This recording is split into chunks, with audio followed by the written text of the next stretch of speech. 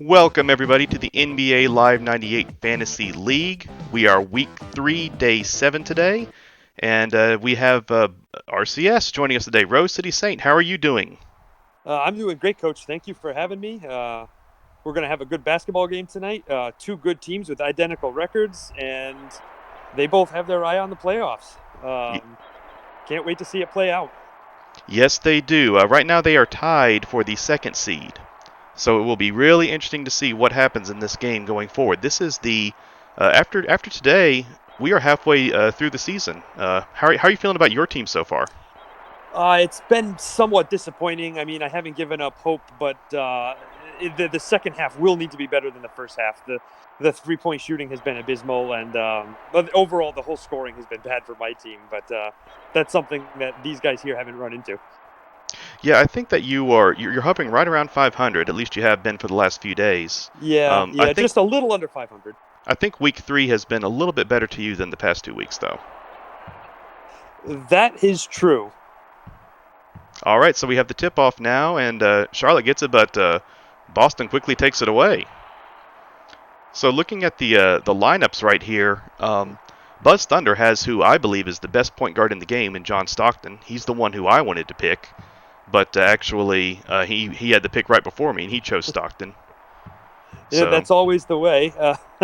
Of course, Justin's team is well balanced, and it they can bring really it are. from all angles. Yeah, and Elijah Wan in the middle, and Reggie Miller on the outside. That's why he's been so successful.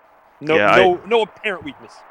I told Justin before that if I was going to pick a center early, which I wasn't really planning on doing because this game favors guards so much, but if I was going to pick a center early, it would have been Olajuwon because he seems to be the most dominant center in the game. Yeah, the field goal percentage on him is through the roof, and the defense, the rebounds, it's all there.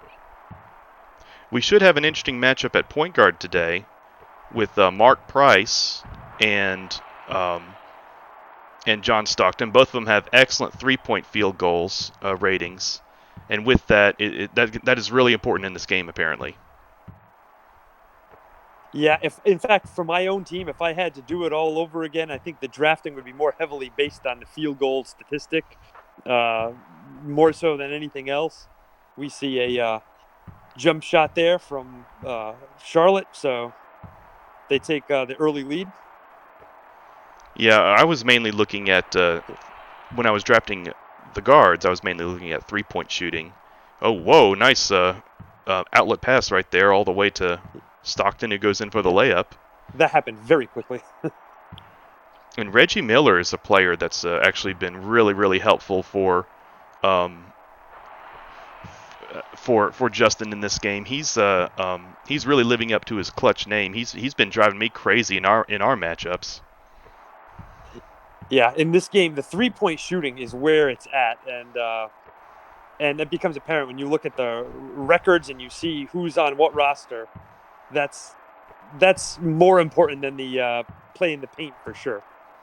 And Justin's team is doing something right now that really drives me crazy is the overpassing.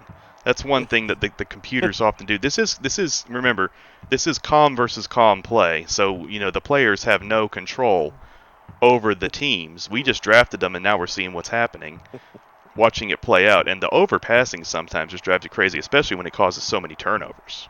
Yeah, I know. What one thing that has driven me crazy watching these games would be the you'll appear to have a fast break and you'll have the numbers, and sometimes your guy will just pull up too and just like wait for the defense to catch up to him. That can be frustrating. It's almost like if he doesn't have if he's not completely ahead of the guy, he'll slow down and decide to set up the offense. And sometimes he'll even pass behind him as well. Well, yeah, coach, that's a great point. It's all about the angles on those breakaways. Sometimes, even if you don't have the numbers, if you have just the right angle, your guy will be ultra aggressive and make a nice lay in. If you're at just the wrong angle, he'll take a 3-on-1 and hold up and not do anything. Nice little jumper right there by Mark Price. This, gives Boston the lead 12-10. Now, Buzz altered his lineup a little bit once. He And actually gets the ball back on benched. offense. It was an offensive foul. Yep. Apparently, Russell committed an offensive foul there, which is actually the player that Buzz subbed in for Detlef Schrempf. He actually benched Detlef Schrempf early on in the season because he couldn't stand the way he was playing. And I'm not sure if I guess that he likes the way Russell's playing better. That's Brian Russell, by the way, who Michael Jordan would always dominate. Yes, infamously. Nice steal there by Mutombo, and Olajuwon tries to block it, but they call it goaltending. Not in my house. Well, maybe today in your house. Yeah. That was this will be an interesting matchup, Olajuwon and Mutombo. Although right now they're both standing outside on the perimeter, I have no idea what they're doing out there. And the number 10 for Boston, who's that? That is McMillan, the Seattle point guard. The point guard from the Seattle Supersonics that the Celtics, that Justin Mann from the Celtics drafted. That was actually an interesting part of the draft. Was Buzz Thunder actually chose McMillan, and then I chose Charles Oakley. But I accidentally had the roster set up wrong. He thought McMillan was a power forward, but he's actually a point guard. So Buzz meant to take a power forward that round. So I allowed him to remake that pick since he thought it was a power forward, and he ended up picking the player that I took, Charles Oakley. And so then I ended up taking Tim Duncan, and Tim Duncan's the guy who's been driving me the craziest on my team. I remember, yeah. We refer to that as the Tim Duncan affair. That was funny when that happened. Also, if we're talking about funny draft moments for Buzz, when he simply announced Pierce, and a lot of us kind of looked at each other, like Paul Pierce isn't in this game, and Yep. we had to dig through the roster a little bit to determine what he even meant, which I believe turned out to be Ricky Pierce. Is that right, Coach? Yeah, Ricky Pierce, who was in his final year in 1998, actually, but he was actually, I think he had a good year in the 96-97 season, which is really what these rankings are based on, because this game came out just like a month before the 1997-98 season started. So because of that, really, these stats were based on the 96-97 season. Yeah, that definitely makes sense. Well, doing my pre-draft homework, I may have been guilty of looking at the wrong season to some degree. While still trying to take the game statistics into account, I wanted to factor in some real-life things as well. And Yeah, I think I may have focused a little bit too much on the 97-98 season. I was doing that too until Justin Mann pointed out that it's probably the 96-97 season that we were supposed to be looking at. And that's fair enough. That only makes sense. Yeah, it definitely does. And with that shot by Boston, the score is knotted up at 20 here as we work through the first quarter. Yeah, we got a pretty good start here as Brian Russell makes a little floater. That's another funny thing about this game is sometimes players will just do a little finger roll from the foul line and it just goes in. Oh, yeah, and it looks very aggressive and unnatural, but it often works. And Buzz pointed out how often the fadeaway 3 works too in this game. The computer loves the fadeaway 3. I remember I had a game once with my team, the Portland Trailblazers. It happened probably at the end of week 1 or early week 2, where there was like a series of 3 buzzer beaters in a row at the end of a quarter, and none of them counted. It was the most bizarre thing you'll ever see. Yes, I actually highlighted that. It was really, really weird. It's like the buzzer sounded and the guy shot and it went in, and then the other team took it out of bounds, threw it in, and then shot again, and then the buzzer sounded again, and it went in as well. Well, it didn't really go in. It just looks like it kind of goes in. After the buzzer sounded, when a shot goes off, it just looks like it goes in, but really the ball's just kind of stopping, like when it's around the rim. Like once it touches the rim, the ball just falls and stops. It's kind of what it does. We'll probably see that happen a couple times during this game. At least once, I'm sure. My team made 2 full court buzzer beaters at one time when they can't hit a normal 3-pointer to save their life. That ball bounced around the rim a little bit before going in right there. Here's a buzzer beater shot. No good there. Here's one. Yeah, now that's exactly what I'm talking about right there. Yeah. Notice how it looked like the ball went in, but really the net didn't move. The ball just kind of dropped to the bottom. So nothing really happening with there. Look at the field goal percentage for Buzz. 81% in the first quarter. Yeah, how is he only up by 6 points? Boston He Boston must have shooting had some turnovers. must have had a lot because Boston was shooting 45% and Buzz is shooting 81%. That does not bode well for Buzz, I would think. If he's shooting No, 80 something percent in the first quarter but only up by 6 when his opponent's only shooting 45%, that's if got to you're make him shooting worried. 13 for 16, you want to have a bigger lead than 6 points. Yeah, only 16 field goal attempts. That has to be because of turnovers. No, and now we find Justin Mann's Boston Celtics here down by 8 early in the second quarter, and that's not a position he's normally in. This is a team that doesn't play from behind too often. Yeah, that's true. And we've got Maloney in there now for Buzz Thunder's Charlotte Hornets. Maloney is the backup point guard. Him and Stockton are both number 12, but you can tell the difference because of the mustache, the beautiful stash, Yeah. the Buzz From what I Thunder understand, stash that he needs to grow the, back. that's right. The wonderful, glorious Buzz stash is the only difference in between Stockton and Maloney. And we have Tim Legler in the game too for Boston. Tim Legler was, I think, just kind of a fanboy pick by Justin, which is perfectly fine if that's what he wants to do. Yeah, he more or less admitted to that on draft day, but it's still a good outside shooter, and it's hard to complain about that. I mean, I had a couple of fanboy picks that I wanted to make that got taken away from me, like Dikembe Mutombo was one of those. I really wanted him, but Buzz took him before me. Another player that Buzz got before me. Yeah, the draft day shenanigans are like the most fun part of a league like this.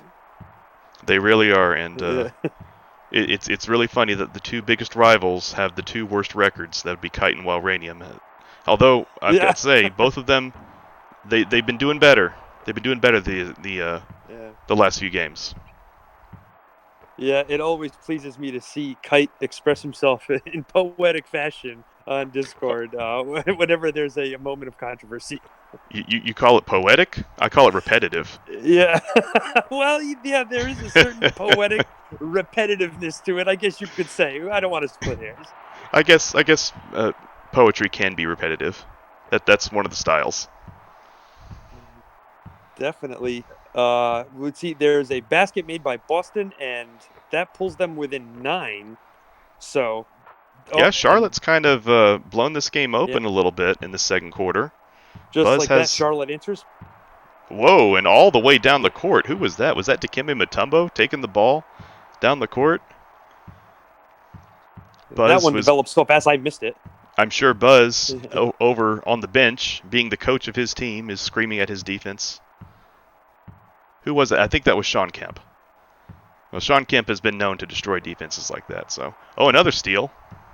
Breakaway for Boston and a nice lay-in to help keep it close. It's important that they not let the lead or not let the deficit get any larger between now and halftime. That was McMillan there on the steal. And it's Detlef Schrempf making a shot. Buzz Thunder's favorite player. The player that he likes to yell at the most. There is almost a resemblance between Detlef Schrempf and Buzz, in my opinion. Yeah, I can totally see that. Of course, Buzz's stash is more glorious, but that goes without saying. I don't know if Detlef Schrempf ever had a mustache. He might have. I don't remember, though. I mostly just remember him for like the blonde sort of jarheadish haircut. Yes. He actually looks more like you, I think. Possibly, yeah. I have the dark hair, but I do understand the comparison. Probably about 9 or 10 inches taller, though, right? I would say so, yeah. RoseCitySaint only comes in at about 5'11". Yeah, I think that he was about 6'10". Yeah. Detlef Schrempf was one of the first players who would be about 6'10", but also shoot the three. Famous players like Dirk Nowitzki and Chris Bosh, they got really known for doing that. Kevin Love, they got kind of known for doing that. But Schrempf was one of the first ones. Nice block there by Reggie Miller all the way for the dunk. Yeah, and we see Boston mounting a little bit of a comeback now, down only 5. This is exactly what they're looking for. There's really no safe lead in this game. I mean, I was up by 21 points against Buzz in week 2, and he came back and beat me in the fourth quarter. I was up by 21 in the fourth quarter, and he came back and beat me. Yeah, the CPU does have a penchant for allowing leads to slip and such, especially with the heavy emphasis on the three-pointers. Yeah, sometimes it does, sometimes it doesn't. I mean, we have the computer assistants turned off. That's one of the features that we are not doing. But yeah, sometimes there was a very interesting pass by Horace Grant right there. Just kind of threw it Yeah, to the referee or something. I don't know who he was throwing it to. yeah, that was a Stevie Wonder pass for sure. Yeah, He's got the goggles. yeah. Mark Price is back in there for Boston. Buzz with the 7-point lead. Long three-pointer for yeah. You Yeah. usually don't make those shots with the hand in your face. That was an ill-advised three-pointer, but the team somehow got the offensive rebound and another ill-advised fadeaway jumper for two that happened to work out. And there was one of those situations you were talking about right there, where John Stockton had the opportunity to drive, but he just kind of backed out and decided not to because Olajuwon was down there. I mean, Olajuwon was kind of out of position. He had an open lane to the hoop, but still, they're kind of conservative when it comes to fast breaks. Nice pass and a lay-in for Boston there. That was a good pass. That was Chris Mullin on the layup right there. Chris Mullin's another player that kind of looks like you. Yeah, I can see that too. I remember him from the '92 Dream Team, having to go to McDonald's and get a triple cheeseburger gold medal meal to collect all the fun cups that went with it. Yes, my dad had Yeah. all of those. He had all of them. I think And I might have had a pretty complete set myself. I don't remember. and the Space Jam cups too. He had all of those as well.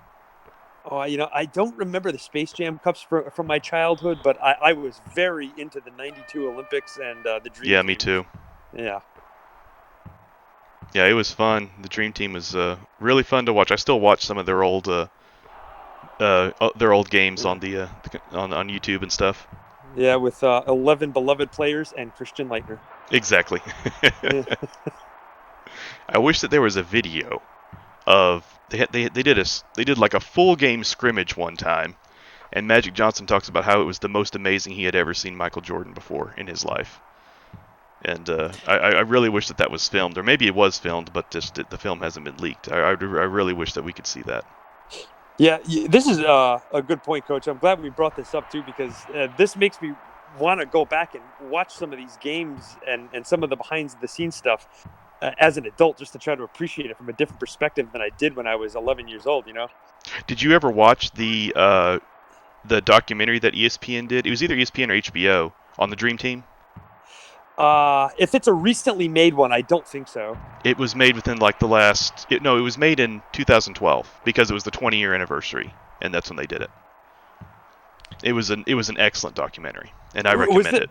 This was a 30 for 30 now, or it wasn't a 30 for 30. It was just a special Dream Team documentary for the 20th anniversary of it, and I can't remember if it was ESPN or Showtime or HBO or something like that. But it might be on YouTube. I mean, it's 7 years old now, so it might be. Yeah, and I definitely recommend watching it. It's like an hour and a half. It's like an hour and a half long or something like that, and they interview all the players. They even interview some players from from a few other teams, and they interview lots of people who were involved with it and just in awe of the Dream Team and everything. Yeah, the nostalgia would be unreal watching that thing, and it would almost be like watching it for the first time. Like I said, I was 11 years old when that went down the first time. So yeah, I barely remember. I mean, I was about 9, I guess. Traveling. That's why Buzz loves Detlef Shrimp right there. He gets a rebound and travels. I don't know how he traveled there, but he did. Fadeaway three. And at the buzzer. Oh, what a shot. Gives and him the Boston lead. Takes the lead of all things. What a strong way to close that And quarter. Like I thought, John Stockton and Mark Price are the key players so far. That's the battle I thought we would see. Boston's shooting a whole lot better now than they were. Yeah. And Buzz's team has come back to the pack, too. The field goal percentages are looking a little more balanced now. Definitely. Let's take a look at the trivia question. Let's see what we have here. Let's see. No player in league history has posted a higher scoring average coupled with better field goal and free throw shooting percentages in the same season than this forward. Who is he? Oh my gosh, that's a mouthful. Okay, yeah, so that's hard scoring to average, field goal, and free throw shooting. No one's ever done better than these three. You know what? I think I know who it is. Who do you think it is? If it's a player from this era, the only forward that would come to mind like that would be Karl Malone. Karl Malone? I don't see him having the high enough free throw percentage. I think it's Larry Bird. Yeah, that's certainly a good guess. I think it's probably Larry Bird from either one of his MVP seasons, or in 1988 he had amazing stats. I remember that, but his team didn't make the finals that year. The Pistons made the finals instead.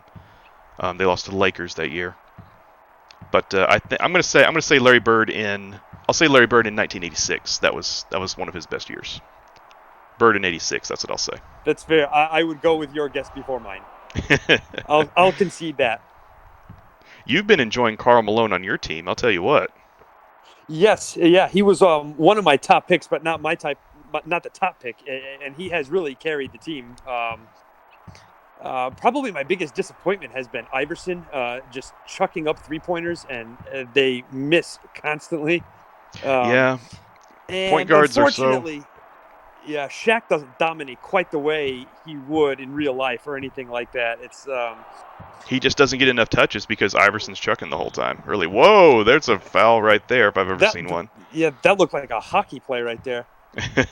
I'm surprised it wasn't a flagrant. I have seen one flagrant foul before in this game before, and the player was actually injured on the play. I have seen a couple of injuries as well, but nothing serious, as it's been just like out for a quarter or something like that most of the time. Well, that was a good candidate for one right there. I mean, his body was in a heap and flying around. It looked like it was 8 feet off the ground. Yeah, if that was a foul, that's one of those old school fouls, you know? One of those Kevin McHale on Kurt Rambis fouls. That's what that was like. Oh, yeah, Detroit Piston bad boy, yeah, whatever you want to call it. Well, that was Boston and the Lakers. Yeah, I mean, the bad boys, they definitely gave a lot of those types of fouls. Like Dennis Rodman back then, Bill Laimbeer. Yeah, that's exactly what I was thinking of, sure. Mm-hmm. Steal right there by Reggie Miller. Here's an interesting thought, and it's kind of relevant to you since this player is on your team. Who do you think is better all time, Reggie Miller or Ray Allen? Ooh, I love Ray Allen. I actually went to UConn myself, but Reggie Miller was just the man.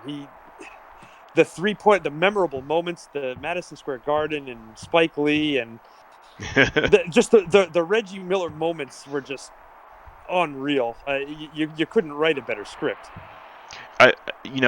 Reggie Miller definitely has more iconic playoff moments than Ray Allen, but at the same time, I mean, Ray Allen does have one of the most iconic moments in NBA history when he made that shot in Game 6 of the Finals to tie it, to send that 3-point shot with the Miami Heat in 2013. Yeah, he had a good long career, and he was Jesus Shuttlesworth too. Let's not forget that. Yes, he was. Game, you know what I mean? Yes, I do. I love Ray Allen, but maybe it's just a nostalgia thing that I think Reggie just came a little bit first, and I was like younger when I watched Reggie Miller. But he made quite an impression on me. The whole, it wasn't a throat slash, was it? It was more of a choke gesture he made. Yes. Yeah, very. To Spike Lee. Theatrics. Yeah. Well, I think that I would have to. I honestly think that I would have to pick Ray Allen just because of his defense, because he was a very underrated defender. He actually played really, really good defense against Kobe Bryant in the NBA Finals when they met in the finals. Yeah, I mean, he didn't stop Kobe. Yeah. He didn't stop Kobe because nobody can, but he definitely played him very well. And we find Boston here up by 5, make it 7 now. We've kind of switched here, haven't we? And there has been a huge swing in momentum. Buzz decides to throw the ball out of bounds. I'm sure that he loves that. Nice play there, Buzz. And yeah, it's this wonderful display of passing that's probably led to the huge swing in momentum previously mentioned. That play right there really just perfectly explains Buzz's basketball IQ. Don't you agree? Absolutely. It encapsulates the situation ideally. 7-point lead for Boston now, midway through the third quarter. Nice behind-the-back pass there. Yeah, you took words right out of my mouth. When your team is down by 8 or whatever, you don't expect to see behind-the-back passes. Well, actually, that was Boston who has the lead right now. Okay. Who made that pass. Yeah, you're right. My apologies. This is Boston's, hot dogging it a little bit right there. I rubbing it in. Right. That could be a 15-yard penalty for unsportsmanlike conduct. Absolutely. Sean Kemp with a couple of foul shots made right there, or mid-range jumpers from the free throw line. Yeah. Shot from the key to put his team up by 9 once again. Another turnout, another steal by Reggie Miller, and another layup. Yeah, he had just the right pixel to get in front of his man and make the lay-in rather than pull back. Buzz starting to get desperate. He's down 11 now. What is Dikembe Mutombo doing way out there? And yeah, Dikembe Mutombo stands out of the three-point line and then throws it right to Mark Price. Buzz would be screaming at his team right now to hit some threes. I wish that we could hear it. I've been wanting him to do it again. I've been wanting him to restream his game and just yell at his players the whole time like he did before. That was so entertaining. That would be quality entertainment right there. And I just have to add that Justin Mann's Boston Celtics here are just killing Buzz with the mid-range jumpers. Just some of them lightly contested or not contested. Nothing terribly flashy, but they're going in. Yeah, that's something my team likes to do a lot too, is the mid-range jumpers. They don't take a lot of threes. I wish that they would take more threes with Mitch Richmond and Joe Dumars. Yeah, the mid-range game, nothing wrong with that. No, nothing wrong with it, but higher percentage. When you're shooting, 22-foot jump shots when you could just take one step back and make a three instead. I would like to change up my own coaching strategy for my own team and have them shoot nothing but full-court buzzer beaters the entire game. It might work. Yeah, it's worth a shot. You might get some offensive rebounds that way, who knows? Offensive rebounds that turn into looking like a fast break. I have Shaq and Ray Allen on my team. Both wear number 34, and it can be hard to tell them apart at times, despite Shaq's size. Yeah, that's kind of funny. Hard to tell apart Ray Allen and Shaquille O'Neal. Only in the wonderful world of Nintendo games. Yeah, exactly. That's the Super Nintendo for you. Another mid-range jumper. That was Akeem Olajuwon. 13-point lead. 1 minute left to go in the third quarter. Very different story than we saw in the first quarter, where Charlotte looked comfortable and was ahead by as many as 8 or 9 points, if I remember right. And ever since then, Boston has just turned it on, and they are hitting all the shots. Yeah, Charlotte keeps on taking contested jumpers. Anytime the guy jumps to try to block your shot, you can pretty much guarantee it's not going in, unless it's like from 2 feet away. That's interesting. I hadn't picked up on that, but I'll be on the lookout for that. And that's one thing that my team does that drives me crazy sometimes. Sometimes the defenders just stand there and let them shoot. And if they do that, you can almost guarantee it's going in.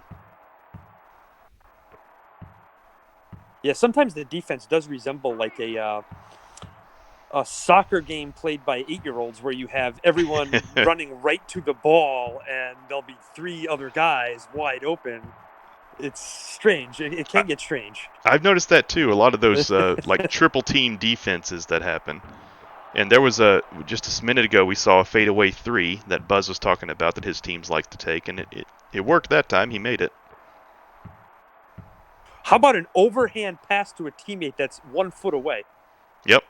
That's remarkable. Hey, that's strategy. Sure. Oh, we're gearing up for a buzzer beater. A fadeaway from the top of the key, and it's good. Another fadeaway. Full court answer, no. Okay, I'm interested in this trivia question answer. Let's see who it is. I still think it's going to be Larry Bird. Boston takes a 12-point lead at the end of the third quarter. Not looking good for Buzz. They're both shooting about the same percentage now. Boston is actually shooting a slightly higher percentage than Charlotte. That's very, very different. Their the 3-point shooting is pretty insignificant. Okay, so same highest scoring average, highest field goal percentage, and free throw percentage. Who is it? I still say it's Larry Bird. Let's see who it is. Chris Mullin. Chris Mullin. Okay, 25 points per game, 54%, and 88 from the free throw. Okay. So I wonder where Larry Bird would have deviated from those statistics. Where I would probably say field goal percentage. I don't know if Larry Bird ever shot that high from the field, because he was always like in the 49, 50, 51 percentage, I think. Yeah, without a stat sheet in front of us, I think that's a good guess. because I know that he always shot right around 90% from the foul line, and he always averaged right around 25, 28 points a game, something like that. And Chris Mullen happens to be on Justin's team as well. He's number 17 on the team. He's on the court right now. That's a nice topical trivia question. It sure was. I wonder if it always works out like that. I don't always see the trivia questions. If the game is skewed to show you trivia questions based on players on the floor. Yeah, I don't know. That's a good thought. I'm not sure. I haven't been paying attention to that either. Horace Grant. Nice move. That was a nice move. Horace Grant was one of my favorite kids. He played on the Bulls when the Bulls won their first 3 championships. My dad and I, whenever he would shoot a free throw, we would always, right before he shot the ball, we would say, ho, and then he would shoot the ball, we would say, race, like that. We called him Ho Race, because actually when I first saw his name, that's what I called him, Ho Race, because I thought that's what it was. That's one of the fun parts about live crowds in sports, is that, like, a lot of times if you have a guy named Drew or something like that, it sounds like they're booing. Or like yes. If you're a Boston Red Sox fan, Kevin Youkilis would get the same, Uke, It's like the Peyton Manning commercial where he says, "Don't worry, guys, they're not booing you; they're saying movers." Absolutely. You remember those wacky Peyton Manning commercials where he's always cheering on people who are doing everyday jobs? Yeah, cut that meat. Yes, Meat. That's the one. That's the same one. I happen to like Peyton Manning a lot. He's fun good. to watch. As he's from the University of Tennessee, of course, I like him too. Absolutely. I'm from New England, but I do not love Tom Brady or the Patriots. This is well known. I don't hide this. Oh, well, Justin Mann's going to be mad at you now. And he's so mad at you that he decides to throw the ball out of bounds. He's probably trying to throw the ball at you over on the scores table. He was trying to throw the ball at you is what he was trying to do. Trying to connect to Gronkowski, but it didn't work out. Thought it was football, trying to throw a touchdown for a minute.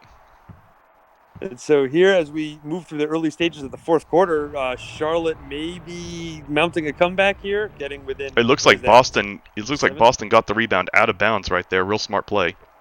Oh, an air ball dunk right there. Lay-in? That's what it was. Oh man, that's humiliating. But he got his own rebound though and made the shot. That was Person, Wesley Person. In real life, how could that not be considered a travel? Yeah, it would be. You're right. If you airball a shot and then get your own rebound, that is a travel.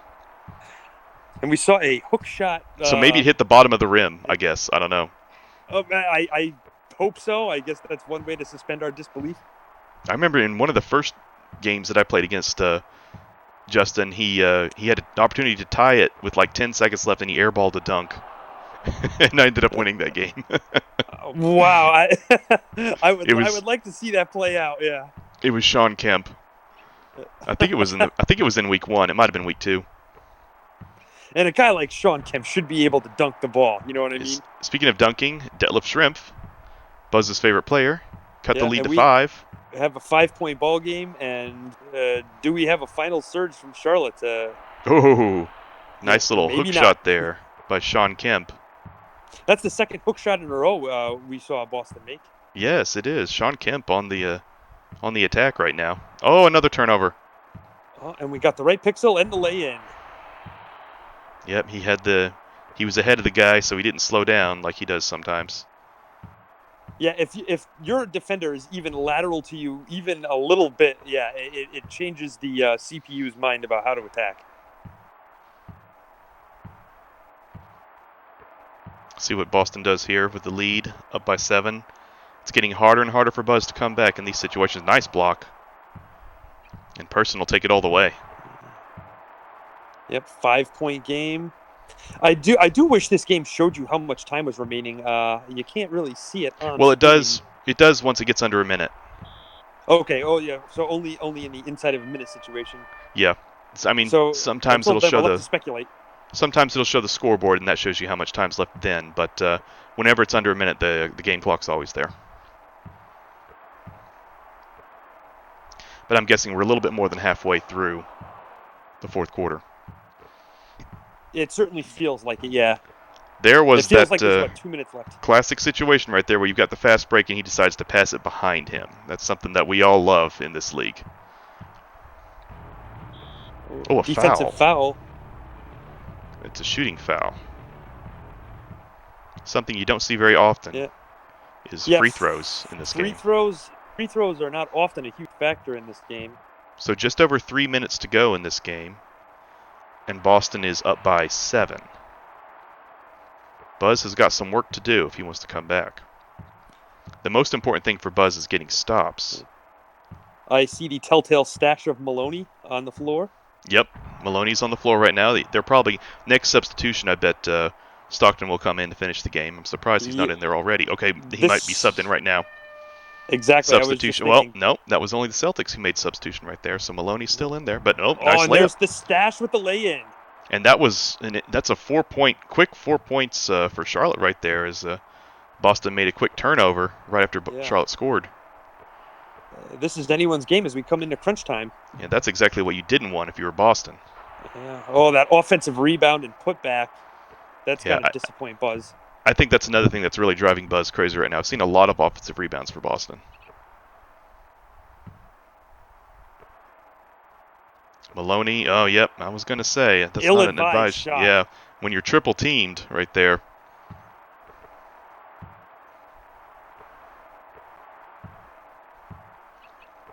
Let's see what Boston does. Oh, going right to Reggie Miller. That's a smart play, yep, and he makes the shot.